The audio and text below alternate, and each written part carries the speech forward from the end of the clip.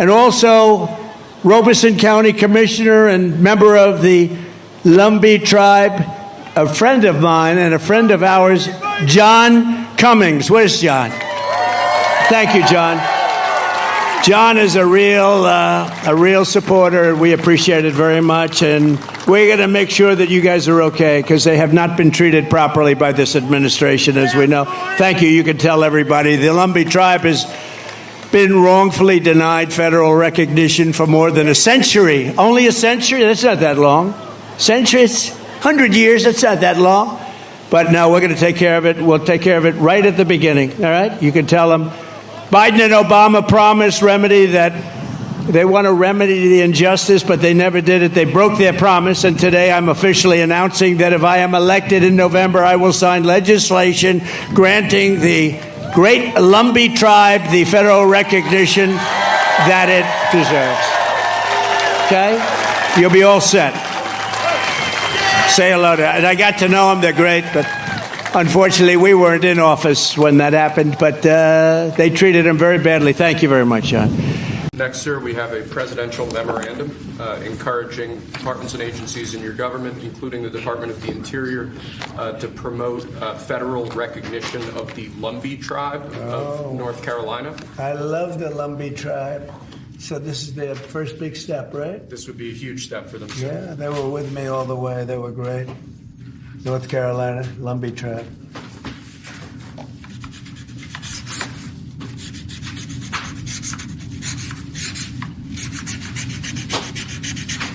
Okay, you'll send them a copy of that? Yes, sir. They were great. Okay? And if you'd like, I could get them that pen, sir, as well. Yeah, let's do that. Well, now I done seen everything. Apparently, Native Americans might not be American citizens. And this is according to the latest news from multiple news outlets. You can Google it yourself. But essentially, there's the group of people that are trying to do whatever they're trying to do. And the first point of attack is to illegitimize Native Americans from being Americans. So yeah, there's that. And happy Friday or something. Trump's administration challenged the birthright citizenship of Native Americans. I don't know what to say. Story time. When I was a kid, I lived on a Native American reservation in Montana in the beautiful town called St. Ignatius.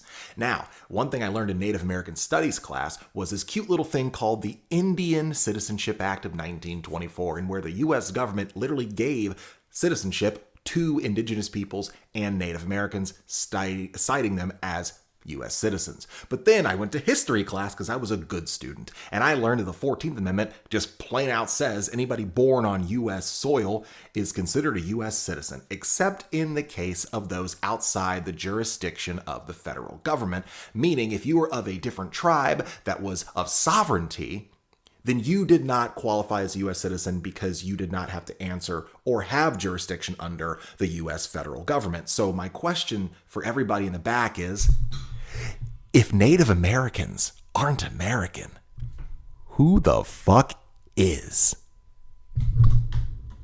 So now they're questioning Native American birthright citizenship while also trying to strip away the 14th Amendment in order to eliminate the illegal migrants, which we all know that will extend to also Native Americans and then most likely African Americans as well. Since Native Americans are loyal to their tribe and they have their own treaties and everything, they would need to denounce their allegiance to their tribe, which is honestly a horrible thing. And this is not to be mean when I say this, and this is more just for history. Native Americans should have stopped white people when they started putting their names on the Native American list. Now, while many people act like they don't know, there were many dark-skinned Native Americans. There were many Native Americans that were reclassified as Negro. And as they stripped away their rights to be Native American, they then forced their names onto the Native American census list. white people. That's why you see so many super white Native Americans with 1% Native. And many of them don't even have Native American blood. They're just lying about it because their family's been on the list the whole time and they have been receiving benefits. And this is why you have to draw a line. And when you see one group of people getting treated bad, you need to stop it at the door. Because once they're done with them, they are. Another thing is, if you're gonna question our birthright citizenship, etc. and shit, don't want this shit to happen, but if anything were to happen, where are you gonna send us? Where are you gonna send us? Because the land that we've always known is the land that we're all currently on. That's all we've been knew. And, I mean, respectfully, you know, others have places to go to, you know, they have family, they have homes, they have other homes. But we, as Native Americans, babes, this the only land that we always known of. And if anything, our reservations are still on this land. So we're still gonna be here, baby. We still gonna be here. Yes. We shouldn't have to be saying it, but here we are. To my tribal brothers and sisters, carry your tribal ID everywhere, all the time. Keep it on you. This is how we're living today. Keep it on you. Keep it on your kids. Put it in their backpacks. Put it in their wallets. Make sure that everybody has theirs. Because there's a lot of indigenous different tribes within Mexico. The second part of that edict that was signed into the Mexican Constitution recognizes, and hear me out here, Afro-Indigenous. So, and that basically states that written into the Mexican Constitution, it is now law that the Afro-Indigenous are recognized as full citizens of Mexico and are afforded their indigenous status. And then she went on to state that Mexico recognizes that Afro-Indigenous people were on this continent hundreds of years before the Spaniards stepped 1 foot on the soil. It completely changes the narrative of what we've been taught. It completely changes the idea that Columbus was here and there's just Mexicans. It flips it right on its head. Everything is out the door. This is a very intelligent woman. And what she has stated are what people on different social media platforms have been saying for years. Black man was already here. The black man was already here. We didn't come in slave ships. That's not feasible. It would have taken too many ships. They would lose too many people. But if you're taken from Mexico and South America and taken off the coast and sat off the coast for a couple months and then brought up and dropped off in Boston, that makes it a hell of a lot more feasible, doesn't it?